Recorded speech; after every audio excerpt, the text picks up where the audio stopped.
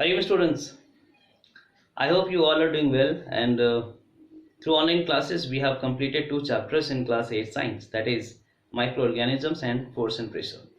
And I hope you are not finding any difficulties in the online classes. So, since we have completed the chapter force and pressure, I have uploaded the assignment from the same chapter. You must go through it, do it yourself, and by Friday, you mail to me. So, today we are going to start the next chapter, that is friction. So about friction we had the introduction in the previous chapter only, but in this chapter we will have complete explanation with lots of examples from the real life situations. And today we are just going to start with the introduction of the friction, why the friction takes place and what are the different factors which decide the friction between the two objects. So I hope you will be able to understand the concept and you'll find interest as well. So let's start the class. The topics we have today are friction and its cause and the factors affecting friction. And before we start the concept of friction, let's understand the meaning of relative motion. So what you see here, a girl is running on the ground, means with the time the girl is changing her position with respect to the earth, and if she is having a change in her position with respect to the earth, we can say she is in motion with respect to the earth, or she is in relative motion with respect to the earth. A car moving on the road, even this car is changing its position time to time with respect to the earth, and we can say the car is also in relative motion with respect to the earth. Same with the ball. The ball coming towards a player is changing its position with respect to the player, and it's also changing its position with respect to the earth. So we can say this ball is in relative motion with respect to the player and with respect to the earth. And even if you see the solar system, the moon changing its position with respect to the earth, so we can say that moon is in relative motion with respect to the earth, and earth is also changing its position with respect to the moon. So we can say with respect to the moon, the earth is in motion. And at the same time, we can say that earth is also changing its position with respect to the sun. So even the earth is in motion or relative motion with respect to the sun. So the concept is, if there is a change in position of an object or body with respect to other, then there is a relative motion between the two. So this is something we need to understand. So now let's talk about friction force.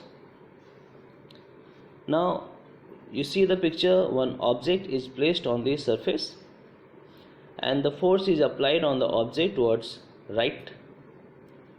So once the force is applied towards right and object is in contact with the surface, then between the object and the surface there is one force which is acting opposite to the applied force, and this force is called friction. So if an object is placed on the surface and if the object is in contact with the surface, and if the force is applied on the object, then because of this applied force, opposite force will start acting between the two objects, and that force is given the name friction. So it is a contact force between two objects which are in relative motion with respect to each other. So relative motion is understood, the object will change its position with respect to the surface. So overall the meaning is this only: if object is placed in contact with the other surface and a force is applied on the object, then between the object and the surface one opposite force will start acting, and that force is called friction. Friction acts opposite to the applied force, that is what we understood. So if we are applying the force in right hand side or towards right, the friction will be towards left, and if you are applying the force towards left, the friction will start acting towards right. So it is always opposite to the applied force. Friction always opposes the motion of a moving object. So if an object is moving, the friction will always try to slow it down. Or even to start the object or to move the object, we need to apply the force, we know.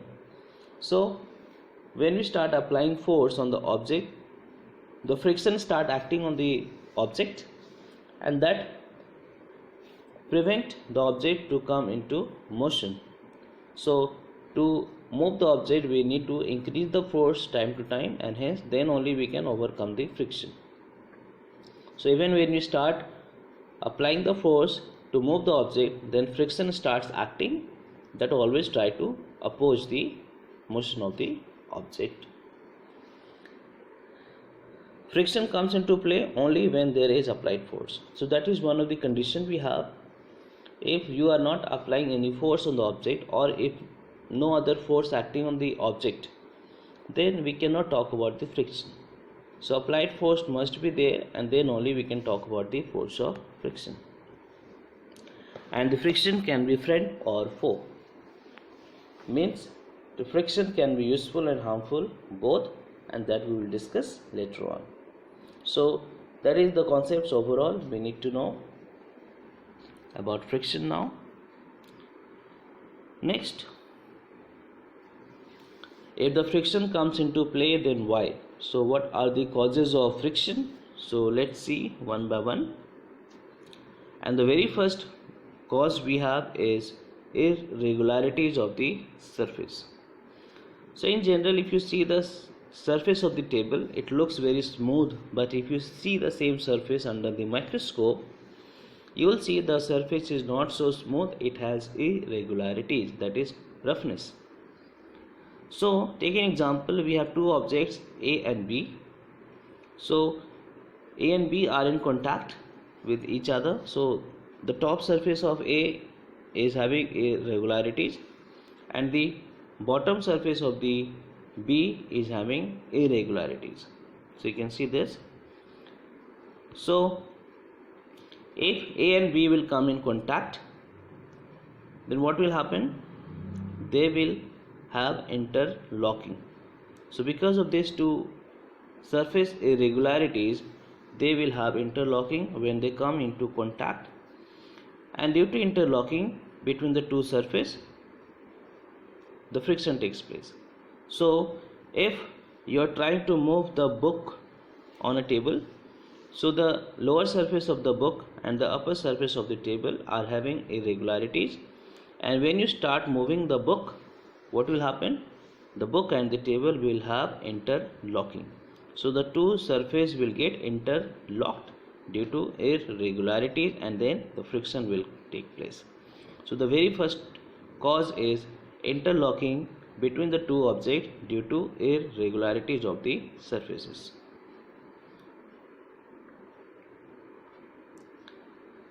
Second cause is molecular adhesion. So adhesion is somehow called force also, or we can say molecular force. Now if you see another way, that is object A and object B, they are placed in contact with each other.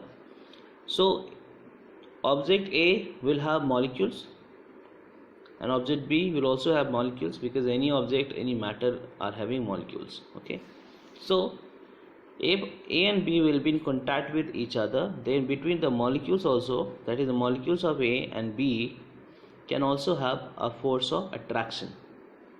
Okay, so it is a molecular force resulting when two materials are brought into close contact with each other.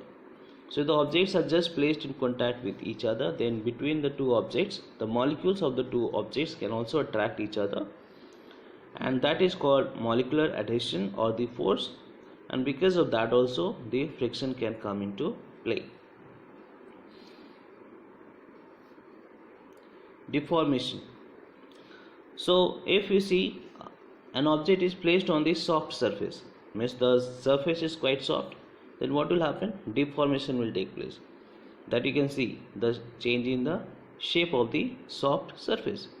So between the object and the soft surface there is deformation, and because of this also the object will be getting friction, means it is quite difficult to move the object on the soft surface. So when one or more of the materials is relatively soft, then friction takes place due to deformation. So these are the main three causes of friction for the two objects in contact with each other. That is, it can be because of the roughness of the surface, it can be because of molecular force between the two objects, and it can be because of change in the shape of the soft surface, that is called deformation. So you might have seen when the tire or the wheels of the vehicles are deformed, means if the tire pressure is very low or if the air is not there in the tire, what will happen? It will become flat at the bottom, and then it's difficult to move the vehicle. So in that case the friction becomes very high. Okay, so we'll discuss about applications, not to worry. Next we have factors affecting friction. So if the friction is taking place between the object and the surface, then what things will decide the friction? Means if the friction will be high or low, that will be decided by certain factors, certain things that we are going to discuss now. And the very first thing we have is the nature of the surface. So what kind of surface we have on which we are trying to move the object, that will decide the friction. So take an example, when you go to the water park, you have a slide. So when you are sliding on this surface, it's not so difficult, you can easily slide over it in very less time. So this is having a very smooth surface, that but if you try to do the same thing on a very rough surface, it is quite difficult. So you are the same object, but if you try to move on the smooth surface and if you try to move on the rough surface, you are having a difference. And we know on the smooth surface you can slide easily as compared to the rough. So we can say on the rough surface the force of friction will be more as compared to the smooth surface. So rough surface will have more irregularities as compared to the smooth surface, and hence more will be the interlocking, so more will be the friction. So it is understood, when you talk about roughness of this surface, more means more will be the irregularities, and we know irregularities will cause the interlocking, and more will be the interlocking, more will be the friction. So rough surface, more friction; smooth surface, less friction. So that is one of the things that will be deciding the force of friction. So it is understood, when you are moving any object on the rough surface, it is quite difficult, but you can move the same object on the smooth surface quite easily. So same object can have different friction on the different surface. So that is one thing that will decide the friction. Second is the mass of the object, means the object which you are moving, what is the mass of that object? 5 kilogram, 10 kilogram, 100 kilogram, that will also decide the force of friction. So see the example, if the truck is not getting started, to move that truck, one person is not sufficient, you need to have many people giving force in same direction, means more should be the applied force in same direction, then only the truck may be started or can move. But if the same problem you face with a small car, then this can be moved by even one person, so less force is required to move this car. And if you have a toy car, even a small kid can move it.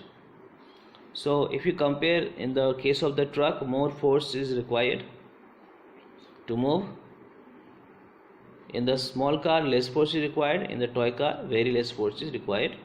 So whenever we try to move anything on the surface, the friction will always try to oppose it. So to move the object on the surface, we have to overcome that friction. So more will be the friction, more is the applied force required. So it is understood, in the case of the truck, more applied force is there, means more is the friction. And in the case of the toy car, less force can move it, so the friction is less.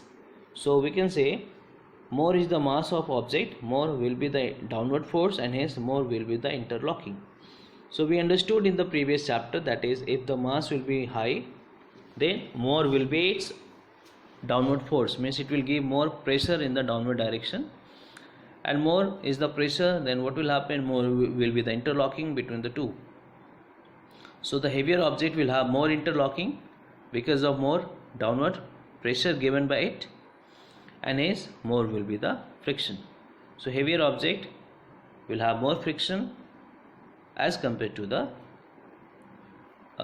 object which is quite light. So on the same surface, if you try to move the heavy object and light object, you will see the difference will be there because of difference in the friction. So these are the two main factors we have. The first one is the nature of the surface, and second one is the mass of the object. So I hope you understood the concepts today, and we are going to continue this chapter.